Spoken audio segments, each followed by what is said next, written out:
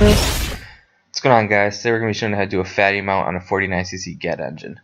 The motor's already out, and what we're going to show you here is once you take the motor out, in between where the frame bar is, you can see this little silver spacer. You're going to want to remove this. It has these two couplers on it.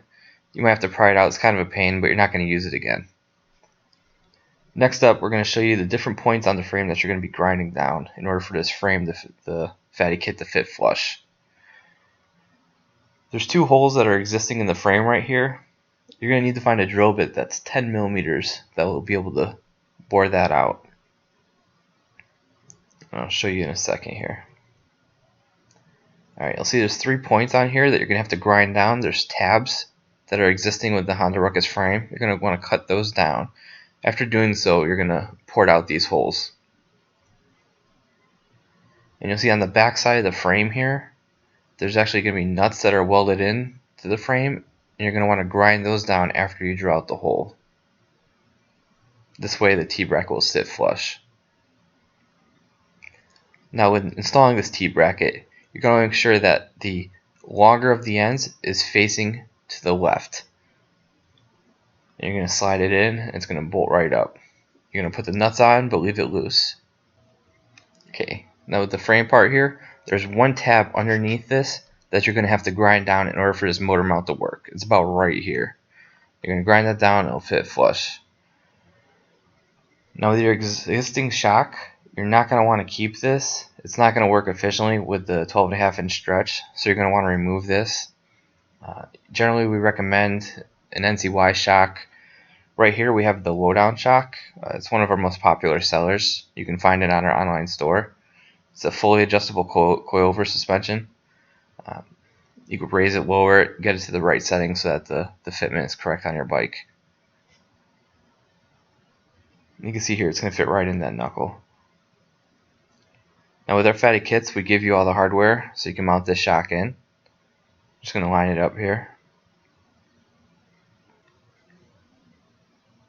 I'm just going to finish this up.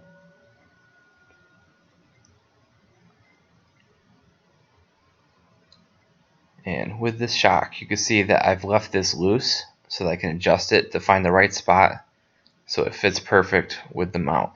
So I can adjust it. I'm going to turn it up just a little bit. With our fatty mounts, we include a spacer, and you're going to insert the spacer in with the coil at the top here for the shock arm.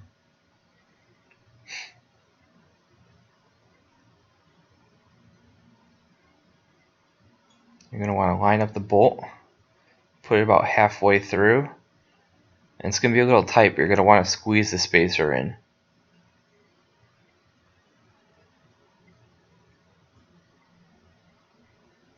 And then once you get it through, you're just going to put on the washer and the nylon lock nut. Now remember, leave everything loose for now.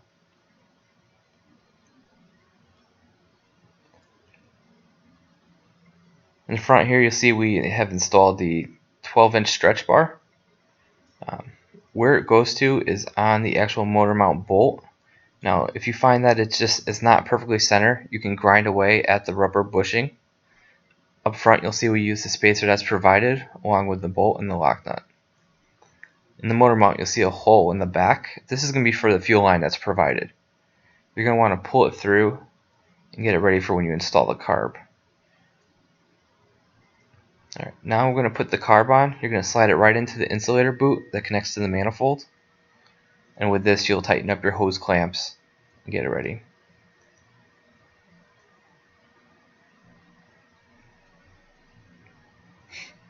Once you have the carb on and tightened, you're going to want to go ahead and put on the coolant lines. There's going to be 2 of them, one on each side down here. You're going to put on the throttle cable and along with the intake. Now remember, you got to plug in everything that you disassembled before you take it off. And then down here is where the other coolant I was telling you about.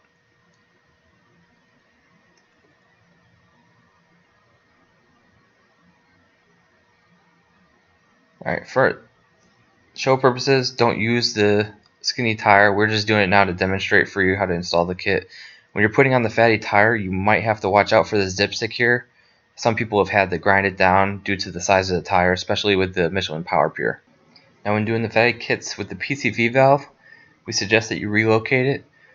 You can take this off here, you can put it on the carburetor. A lot of people will mount it up to the carburetor on the tab right here, or you can put it up under the seat.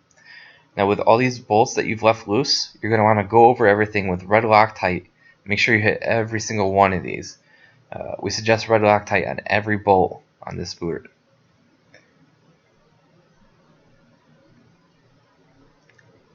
Even on the shock arm.